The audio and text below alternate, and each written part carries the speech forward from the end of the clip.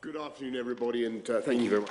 I've just chaired a meeting of the Government's Emergency Committee, including ministers from Scotland, Wales and Northern Ireland, and it's clear that coronavirus COVID-19 continues and will continue to spread across the world and our country over the next few months.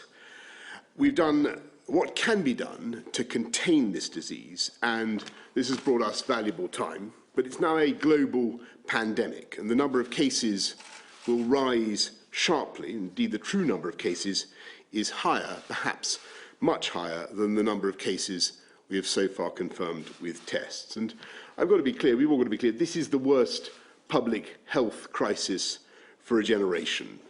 Some people compare it to seasonal flu. Alas, that is not right. Owing to the lack of immunity, this disease is more dangerous and it's going to spread further. And I must level with you, level with the British public. More families, many more families, are going to lose loved ones before their time. And the Chief Scientific Advisor will set out the best information we have on that in a moment. But as we've said over the last few weeks, we have a clear plan that we are now working through. And we're now getting on to the next phase in that plan, because this is now not just an attempt to contain the disease as far as possible, but to delay its spread and thereby minimize the suffering. If we delay the peak even by a few weeks, then our NHS will be in a stronger state as the weather improves and fewer people suffer from normal respiratory diseases, more beds are available, and we'll have more time for medical research. We can also act to stretch the peak of the disease over a longer period so that our society is better able to cope. The Chief Medical Officer will set out our lines of defence. We have to deploy these at the right time to maximise their effect. The most important task will be to protect our elderly and most vulnerable people during the peak weeks when there is the maximum risk of exposure to the disease and when the NHS will be under the most pressure. So the most dangerous period is not now, but some weeks away, depending on how fast it spreads. Today, therefore, we're moving forward with our plan.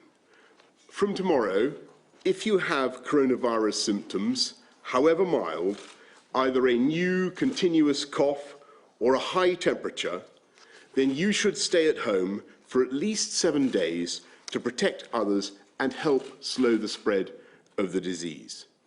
We advise all those over 70 with serious medical conditions against going on cruises, and we advise against international school trips.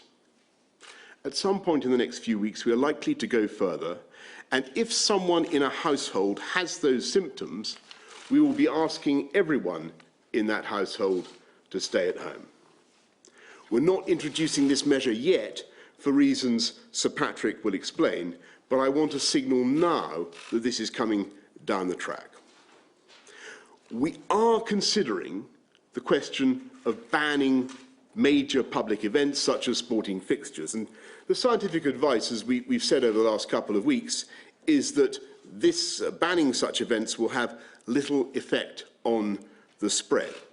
But there is also the issue of the burden that such events can place on public services. So we're discussing these issues with colleagues in all parts of the United Kingdom, and we'll have more to say shortly about the timing of further action in that respect. At all stages, we have been guided by the science, and we will do the right thing at the right time. We are not, repeat not, closing schools now. The scientific advice is that this could do more harm than good at this time, but of course we're keeping this under review, and this again may change as the disease spreads. Schools should only close if they are specifically advised to do so, and that remains our advice. There is no escaping the reality that these measures will cause severe disruption across our country for many months.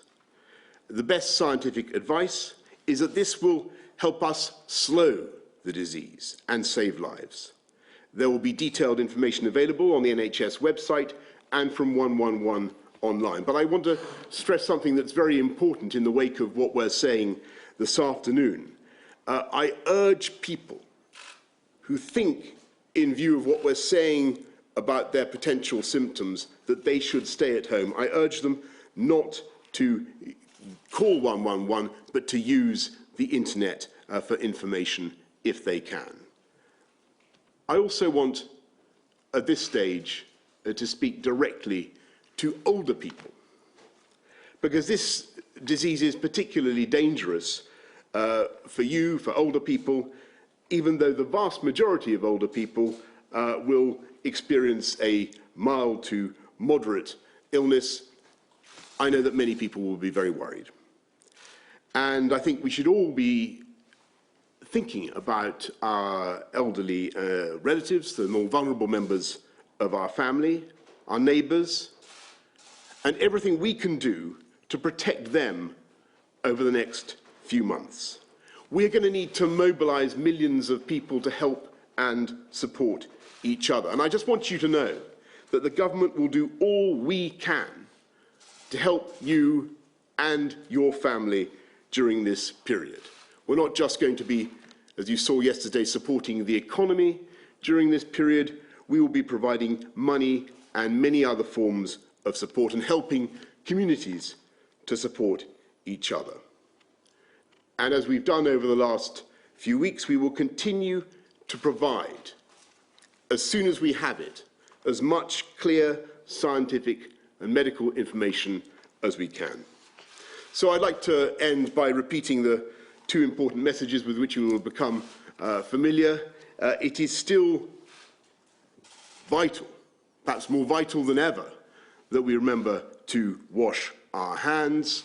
And lastly, of course, even if things seem tough now, just to remember that we will get through this. This country will get through this epidemic, just as it has got through many tougher experiences before, if we look out for each other and commit wholeheartedly to a full national effort.